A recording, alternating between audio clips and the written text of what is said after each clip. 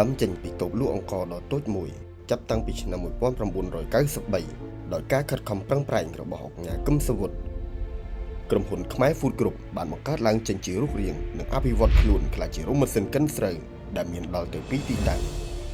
រោងចក្រសម្ងួតស្រូវនៅខេត្តបាត់ដំបងនិងរោងម៉ាស៊ីនកិនស្រូវនៅខេត្តកំពង់ស្ពឺរយៈពេល30ឆ្នាំនៅក្នុងវិស័យឧស្សាហកម្មស្រូវអង្ករក្នុងនោះដែរខ្សែចង្វាក់ផលិតកម្មមានដូចជាការថ្លើងទម្ងន់ស្រូវពេលស្រូវចូលចាក់ស្រូវសើមចូលតៅបន្ទាប់មកស្រូវទាំងអស់ត្រូវបញ្ជូនទៅក្នុងឡសម្ងួតបន្ទាប់ពីស្រូវស្ងួតបញ្ជូនមកពំនុកស្រូវស្ងួត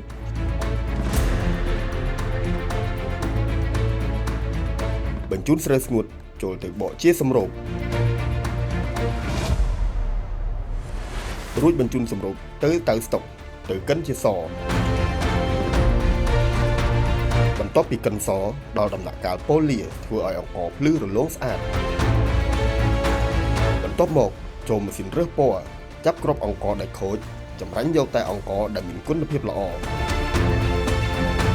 គ្រប់ដំណាក់កាលផលិតទាំងអស់ត្រូវឆ្លងកាត់អ្នកត្រួតពិនិត្យគុណភាពជាចម្បងដូច្នេះហើយ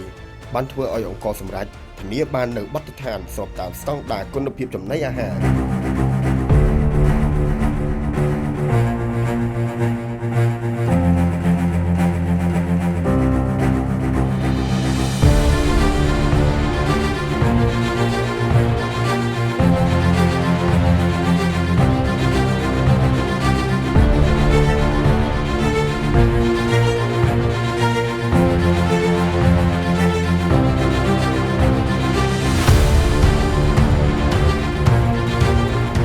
មានការគ្រប់គ្រងដ៏ច្រើនរលត់ពីសំណាក់អតិថិជនទាំងក្នុងស្រុកនិងក្រៅប្រទេសធ្វើឲ្យការដឹកជញ្ជូនរបស់យើងតាមផ្លូវគោកនិងផ្លូវដែកទៅកំពង់ផែអន្តរជាតិព្រះសីហនុដើម្បីធ្វើការនាំចេញទៅបណ្ដាទ្វីបដូចជាអាស៊ីអឺរ៉ុបអាមេរិកអូស្ត្រាលីអាហ្វ្រិកនិងប្រទេសនានាទៀតការជឿជាក់លើគុណភាពនិងការគ្រប់គ្រងពីសំណាក់អតិថិជននៅក្នុងព្រះរាជាណាចក្រកម្ពុជាបានធ្វើឲ្យផលិតផលនិងម៉ាករបស់ក្រុមហ៊ុនខ្មែរ Food Group បានបោះជំហាននិងមាននៅគ្រប់ទីផ្សារទូទាំងប្រទេសជាមោទនភាពក្រុមហ៊ុនខ្មែរ Food Group បានទទួលវិញ្ញាបនបត្របញ្ជាក់ពីគុណភាពស្តង់ដារអន្តរជាតិដូចជា ISO 22000:2018 9001:2015 HACCP GMP Halal